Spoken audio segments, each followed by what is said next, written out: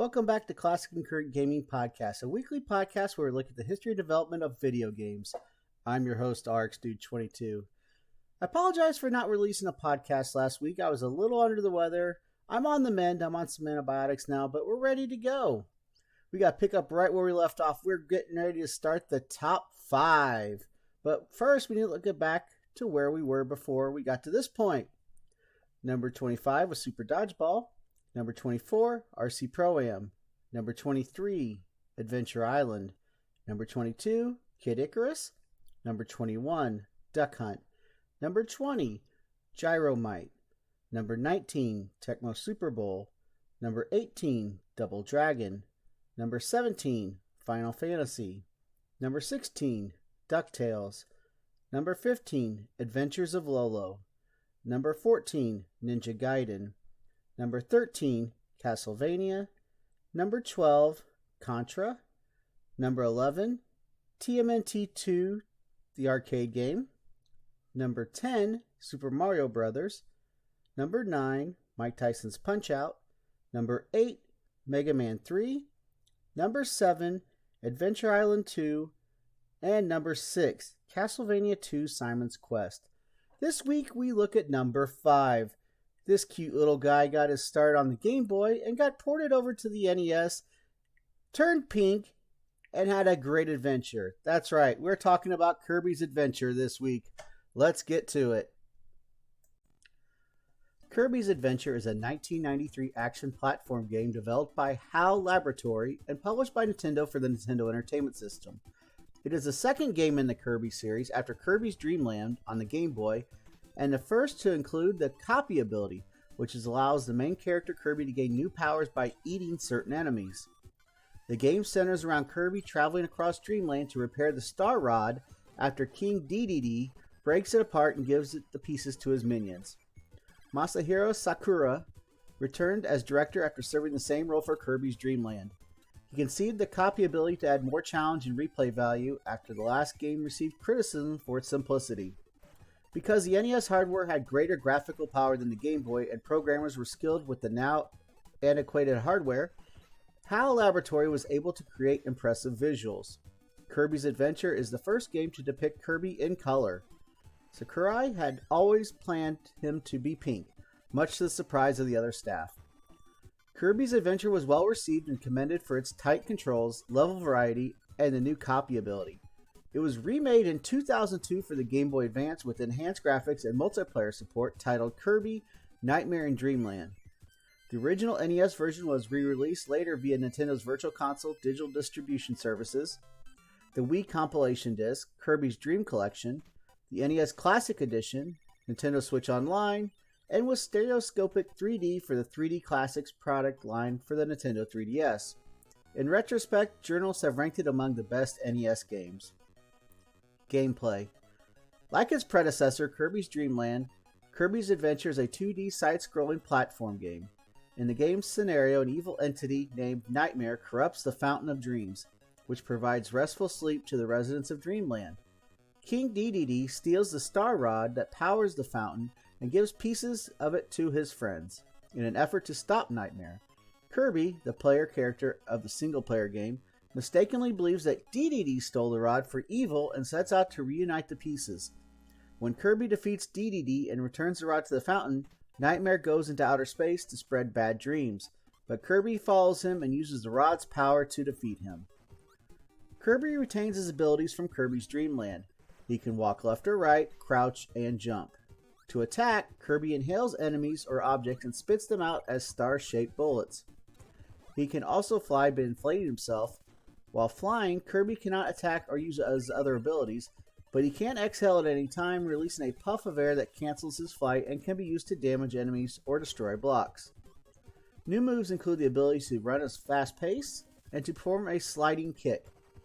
A major aspect of the game is Kirby's copy abilities.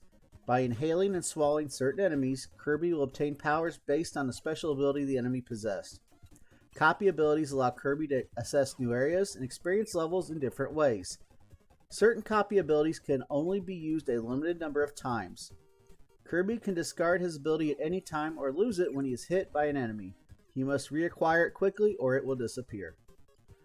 The game consists of 41 levels across 7 worlds, each containing a lobby with doors leading to 4 to 5 regular levels, a boss fight, and a warp star door which enables Kirby to travel back to previous worlds. Most worlds also contain mini-games, which allow Kirby to gain extra lives, museums where Kirby may easily gain certain powers, and arenas where Kirby must battle with a mini-boss to win health and allow him to copy the boss's special ability. The game automatically saves the player's progress after each level. The objective of each main level is to simply reach its end. If Kirby touches an enemy or dangerous object, he will lose a section of his health meter. If all of his health is lost or he falls off the bottom of the screen, the player loses a life. Losing all lives results in a game over. Kirby can touch or eat food items to replenish health or gain temporary invulnerability. Development. Kirby's Adventure was by HAL Laboratory and Kofu as a Nintendo Entertainment System successor to their 1992 Game Boy game Kirby's Dream Land.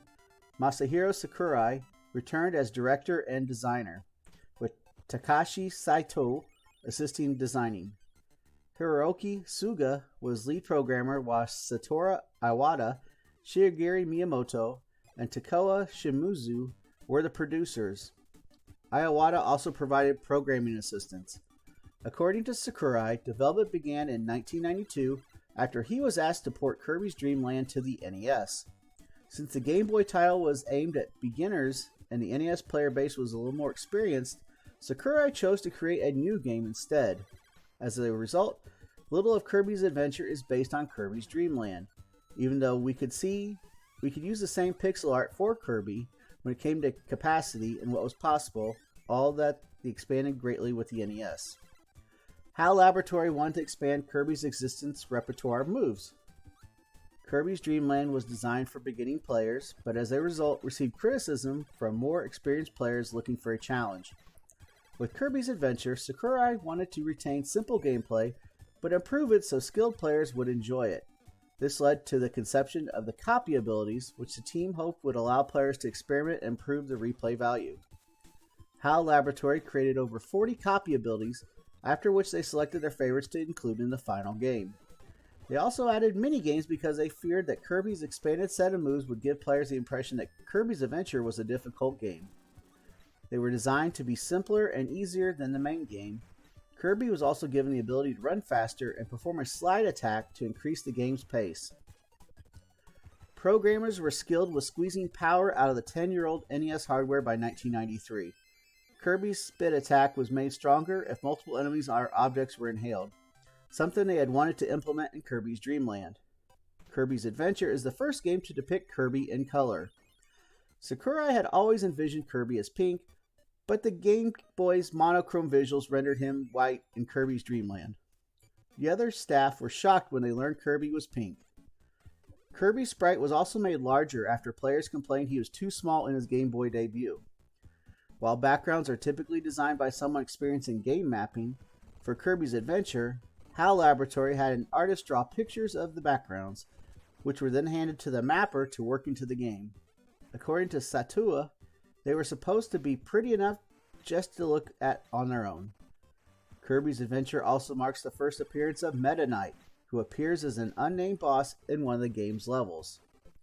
The game was published by Nintendo in Japan on March 23, 1993, in North America in May 1993, and in Europe on September 12, 1993. It was released late in the NES's life cycle, 10 years after the system launched in Japan. By 1993, most gamers had already moved on to playing primarily on 16-bit systems. However, the game topped the Famitsu sales chart in Japan in May of 1993. Re-releases. In October 2002, Nintendo released Kirby Nightmare in Dreamland, an enhanced remake of Kirby's Adventure for the Game Boy Advance. The core gameplay and level design were left mostly unchanged. Minor tweaks include hidden entrances being easier to find and boss fights being more difficult. However, all the graphics and sound effects were redone from scratch to take advantage of the Game Boy Advance's more powerful hardware. Nightmare in Dreamland adds more gameplay modes, including 3 new minigames and a cooperative multiplayer mode that supports up to 4 players. It also features Meta Nightmare, an unlockable mode in which the player controls Meta Knight. According to Next Generation, 970,000 copies were sold, worth $29 million in revenue. The game was sold out in 3 weeks according to 4Kids Entertainment. A port of Kirby's Adventure was released as a downloadable game for the Nintendo 3DS's eShop in the West on November 17, 2011, and in Japan on April 25, 2012. As part of the 3D Classics line of re-releases, it has the ability to use the 3DS's stereoscopic 3D functionality. The game is otherwise unchanged. Kirby's Adventure is available in emulated form through the Virtual Console digital distribution service. It was released on the Wii Virtual Console worldwide in February 2007 and on the Wii U Virtual Console in April 2013. The Game Boy Advance version was released on the Wii Virtual Console in 2014. The NES version is also included in Kirby's Dream Collection, a compilation of Kirby video games that commemorates the series' 20th anniversary, and on the NES Classic Edition dedicated console. It was added to the library of NES games, available through the Nintendo Switch Online subscription service on February 13, 2019. Reception. Most aspects of Kirby's Adventure were well received in contemporary reviews, and critics agreed that it was an improvement over Kirby's Dream Land. Some of the most common highlights by reviewers were the game's originality with its new copy ability and unique enemy designs, the size and variety of the levels, the tight controls, and the quality and cuteness of the graphics and animation. Nintendo Power thought the game was more difficult than its cute theme may lead gamers to believe. Joypad believed the game was aimed towards younger children and provided 2 review scores for gamers over and under 12 years old, with the score for children being higher. They compared the game to Tiny Toon Adventures by Konami, writing that the graphics and sound were better in Tiny Toon Adventures, but Kirby's Adventure had better animation and was more original. Some reviewers complained that the character sprites, especially Kirby's, were too small. GamePro gave Kirby's Adventure the 1993 NES Game of the Year award. Retrospective reviews for the game's release on the Wii Virtual Console were likewise positive. IGN called it one of the best NES games and one of the system's greatest visual and auditory technical achievements.